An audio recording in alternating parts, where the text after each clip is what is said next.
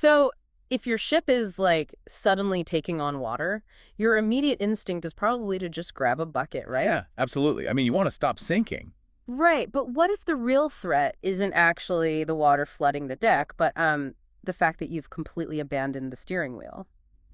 Welcome to today's deep dive. We are unpacking a highly introspective text titled Talking About Jesus, and our mission today is to see how it radically reshapes how we view personal struggles. And it does that by asking us to focus entirely on the Lord God, which, kind of flips our survival instincts totally on their head. It really does. It sets up this profound tension right from the jump. There's this huge friction between the massive physical obstacles we face and, well, the internal fears we harbor. Yeah. And to really grasp that framework, we first need to look at how the author defines danger. Because the primary plea in this text isn't actually a request for an easier life or a quick rescue. Wait, really? Because usually that's exactly what people ask for when things go wrong. Right. But instead, the author explicitly prays for the Lord to remove the mountains that rise within me before even touching the mountains that stand before me. Oh, wow. So they're arguing that internal panic is actually a deadlier threat than the complex external crisis itself. How do they justify that? Because I feel like we usually view fear as just a natural biological response, not the enemy. Well, the text identifies that internal mountain of fear as the ultimate danger because of what it actively prevents. I mean, in this framework, fear causes the believer to doubt God's power, his wisdom, and his love. So the external problem is framed as just like a circumstance. Exactly. Whereas internal fear is a literal barrier. It severs the connection to the Lord God. It's almost like a mechanism that narrows your spiritual peripheral vision so you can only see the threat right in front of you. That makes a lot of sense. It's like treating the symptoms of an illness rather than the root cause. We're hyper fixating on bailing water with a tiny cup while ignoring the navigator who actually knows the way to shore. Yeah, we constantly beg for our external circumstances to be cured. Fix the bank account, heal the sickness. While completely ignoring our underlying disease of, self-reliance and anxiety. Right. And the author points out a really fascinating human contradiction born from that exact anxiety.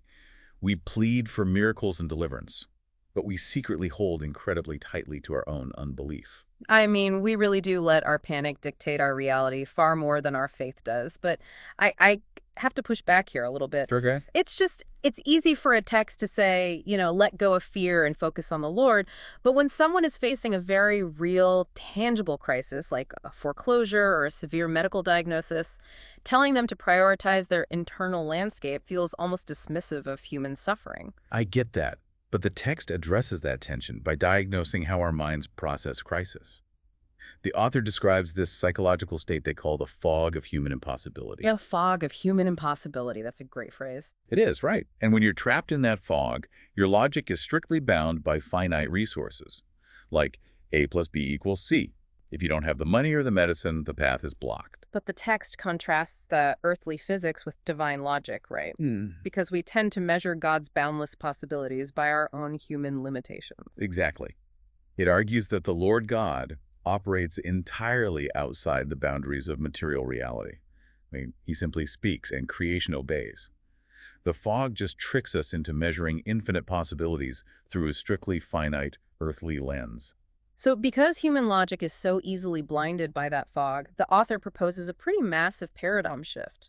The solution isn't to think harder about how to solve the problem. No, it's to sever your focus from the circumstances entirely. hmm You have to redirect it toward the nature of the Lord God himself. Which brings us to the core of the author's prayer. They ask to rest in who God is, rather than obsessing over what he might do to fix the immediate issue. Yeah, the text leans heavily on two foundational attributes here.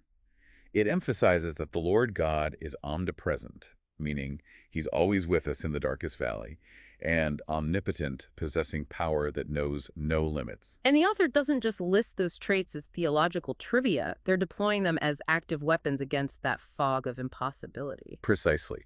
The argument is that if you truly internalize that constant presence and limitless power, the desperate need to control the outcome just kind of dissolves. Because you don't need to know the physics of how a mountain will move if your focus is locked onto the one capable of moving it. Exactly. Which brings us to the ultimate takeaway for you, the listener. The text posits that the most powerful prayer isn't, Lord, change my situation. It's Lord, change my heart. Yes. It challenges you to anchor your soul in Jesus Christ, whether the mountain in front of you remains firmly in place or gets cast into the sea. It frames absolute peace as the primary goal rather than just a guaranteed comfortable outcome, which leaves you with an incredibly challenging concept to chew on today. A really big one, yeah. Yeah. If your ultimate goal shifts from escaping difficult circumstances to finding absolute peace within them, how might that completely change your everyday definition of an answered prayer?